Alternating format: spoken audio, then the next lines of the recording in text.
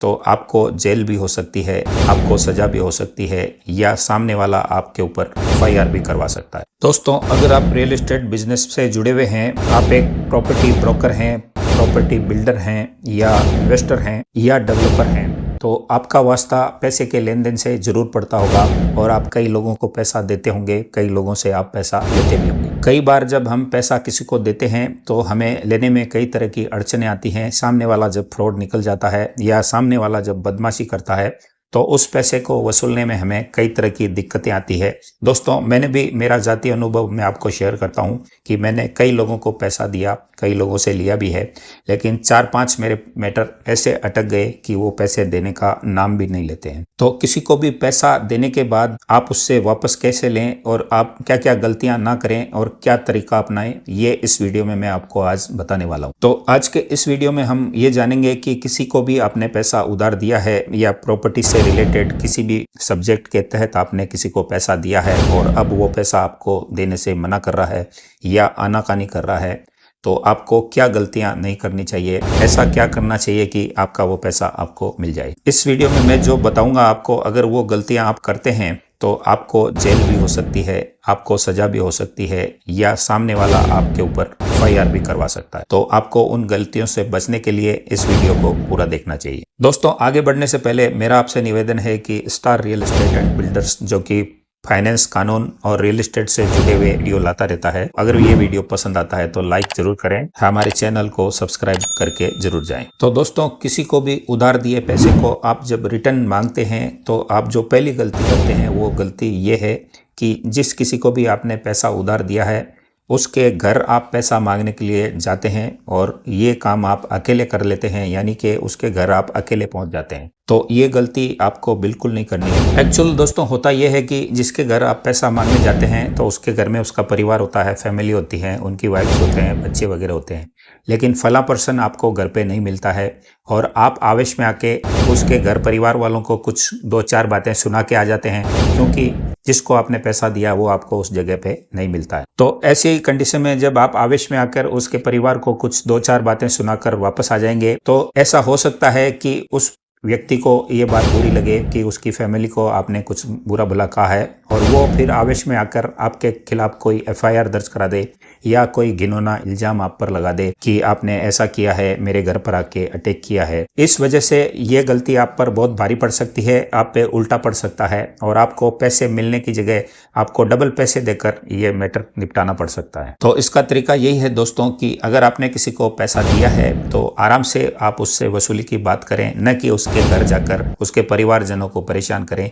या कुछ उल्टा सीधा कहें। ऐसा करना आपके लिए भारी पड़ सकता है, आपको जेल जाना पड़ सकता है या आप पर केस लग सकता है और उसकी वजह से आपको डबल पैसे देकर उससे छुटकारा पाना पड़ सकता है। तो आपको ये कदापि नहीं करना है, कानून का पालन करना है, लीगल तरीके से उससे आपको पैसा मांगना है। ये नहीं करना है कि आप उसके घर पहुंच गए, हो हल्ला करने लगे, आवेश में आकर उसके परिवार को कुछ भी कहने लगे। तो दोस्तों, मेरे अनुभव के आधार पर आपको यही सलाह है कि आपने जिसको भी प्रॉपर्टी से संबंधित कोई पैसा दे रखा है तो उसके घर न जाकर उसको बाहर बात करें या अपने ऑफिस में बुलाकर बात करें या उसकी काम करने की जगह पर जाकर उसके ऑफिस जाकर उससे बात करें। कई बार दोस्तों ये भी होता है कि आपने किसी को प्रॉपर्टी संबंधित पैसा उधार दिया और अब वो आपको देने में आनाकानी कर रहा है, तो आपको आवेश आ जाता है, गुस्सा आ जाता है और गुस्से में आप 2-4 आदमी लेकर उसके घर में घुस जाते हैं, कोई तोड़फोड़ कर देते हैं, दरवाजा तोड़ देते हैं या धक्का मुक्की करके मारपीट तक भी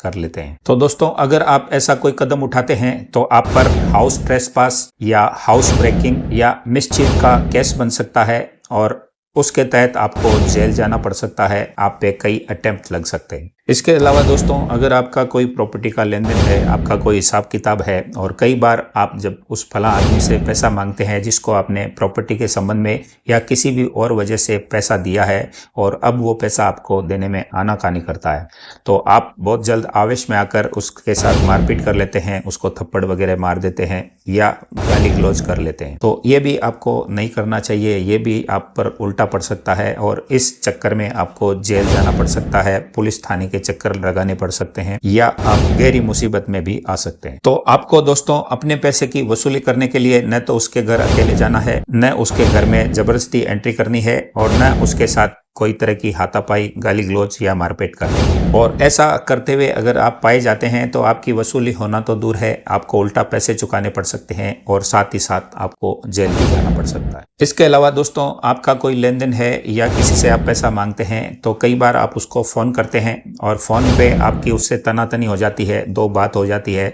तो आप उसको आवेश में आकर धमकी दे देते हैं। कई बार वो जब आपका फ़ोन नहीं उठाता तो आप व्हाट्सएप पे कॉल करते हैं और व्हाट्सएप कॉल नहीं उठाने पर व्हाट्सएप मैसेज करते हैं, चैट्स करते हैं और उसमें आप कुछ गलत शब्द लिख देते हैं या उसको धमकी भरा कुछ भी लिख देते हैं। तो ये चीज़ भी आपके खिलाफ जा सकती है और इसके भी विपरीत आपको लेने के देने पड़ सकते हैं, आप परेशानी में आ सकते हैं। तो आपको इस चीज़ से बचना है और आपको फ़ोन पे किसी तरह के गाली गलौज, अपशब्द या कोई धमकी नहीं देनी है, ना ही आपको व्हाट्सएप चैट पे किसी भी तरह के अपशब्द या कोई धमकी भरी बात लिखनी है। इसके अलावा दोस्तों, आखिरी बात जो है वो ये है कि आपने किसी से लेन देन है, आप किसी को प्रॉपर्टी से संबंधित मैटर में पैसा मांगते हैं, तो आप सबसे बड़ी गलती जो करते हैं वो करते हैं कि उससे किसी दूसरे मकान की फाइल को छीन लेते हैं या उसकी बाइक को छीन लेते हैं या उसकी कार की चाबी छीन लेते हैं या आप उसकी सोने की चेन को रखवा लेते हैं या कोई भी ऐसा आइटम जो उसके पास हो वो आप उससे छीन लेते हैं।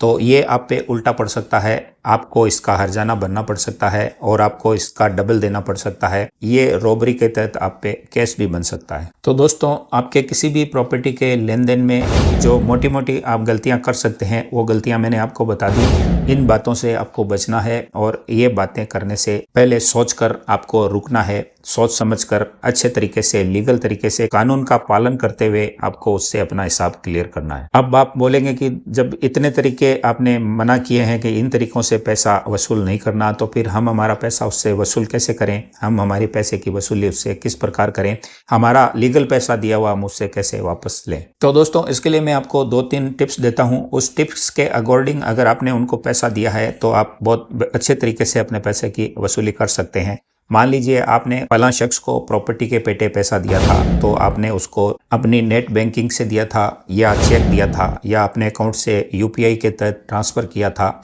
या किसी भी बैंक के तरीके से अगर आपने उसको पैसा दिया है तो वो बैंक डिटेल आपके पास ज़रूर होगी। अगर आपके पास नहीं है तो बैंक से उस डिटेल को निकाल सकते हैं या अपने मोबाइल से भी निकाल सकते हैं और वो एक बड़ा एविडेंस है कि फला व्यक्ति को आपने पैसा दिया है। तो उसके लिए, वसूली के लिए आप कोर्ट्स में किसी माननीय बड़े लॉयर के पास जाकर उसकी मदद लेकर आप एक नोटिस उसको दे सकते हैं और वसूली के तहत कोर्ट में उसको हाजिर होना पड़ेगा। इसके अलावा अगर फला व्यक्ति ने, आपने अगर कोई चेक लिया है तो एनआई एक्ट के तहत उस चेक का बाउंस का चार्ज लगा सकते हैं, उस पर केस कर सकते हैं और ये फौजदारी केस होता है और इसमें भी आपकी वसूली होने के चांसेस बढ़ जाते हैं। इसके अलावा अगर आपने किसी व्यक्ति के साथ में उसकी मौजूदगी में उसकी गवाही के तौर पर पैसा दिया है तो उस गवाह की भी आप मदद ले सकते हैं और एक वाद दायर कर सकते हैं और उस गवाही के तौर पर जिस पर्सन की उसमें गवाही दी गई है उसकी मदद के तौर पर आप उस पैसे को हासिल कर सकते हैं। तो इन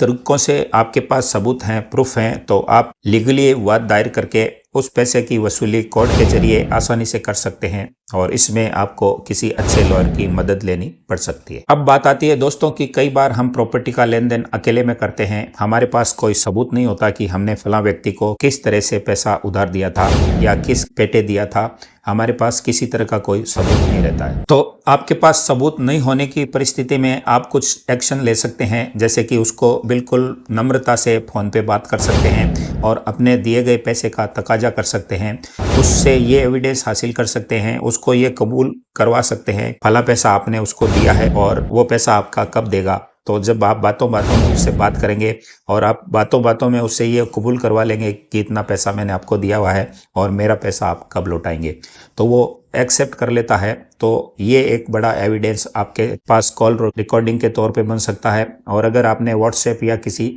सोशल मीडिया के थ्रू उससे व्हाट्सएप पे बात की है तो उसमें भी आप ये लिख कर बता सकते हैं उसको कि मैंने आपको इतना पैसा इतने टाइम पहले दिया था, आप मेरा पैसा क्यों नहीं दे रहे हैं। तो वो आपसे वादा कर सकता है कि आपका पैसा मैं इतने दिन में दे दूंगा। तो वो एक तरह से एविडेंस हो जाता है कि फला व्यक्ति ने ये एक्सेप्ट कर लिया है कि आप उसमें पैसा मांगते हैं और आपसे उसने पैसा उधार लिया हुआ है। तो इस प्रकार से ये एविडेंस बन जाते हैं और इस एविडेंस की मदद से भी आप माननीय कोर्ट की मदद लेकर, अच्छे लॉयर की मदद लेकर अपना पैसा वसूल कर सकते हैं। तो दोस्तों, रियल एस्टेट कारोबार में हमारे सामने कई ऐसे वाक़ये पेश आते हैं जिसमें हमारी लेनदारी या देनदारी उलझ जाती है, फंस जाती है और किन्हीं कारणों से बड़ा पैसा अटक जाता है और बाद में जिसने पैसा लिया है वो बड़ा आदमी बनकर हमारा पैसा नहीं लौटाना चाहता, बार बार वादा खिलाफी करता है और कई बार कहता है कि इतने टाइम दे दूंगा, कई बार कहता है इतने टाइम दे दूंगा, लेकिन वो पैसा देने में कोताही बरतता है, आनाकानी करता है। तो उससे निपटने के जो तरीके मैंने आपको इस वीडियो में बताए और क्या क्या गलतियां आपको नहीं करनी चाहिए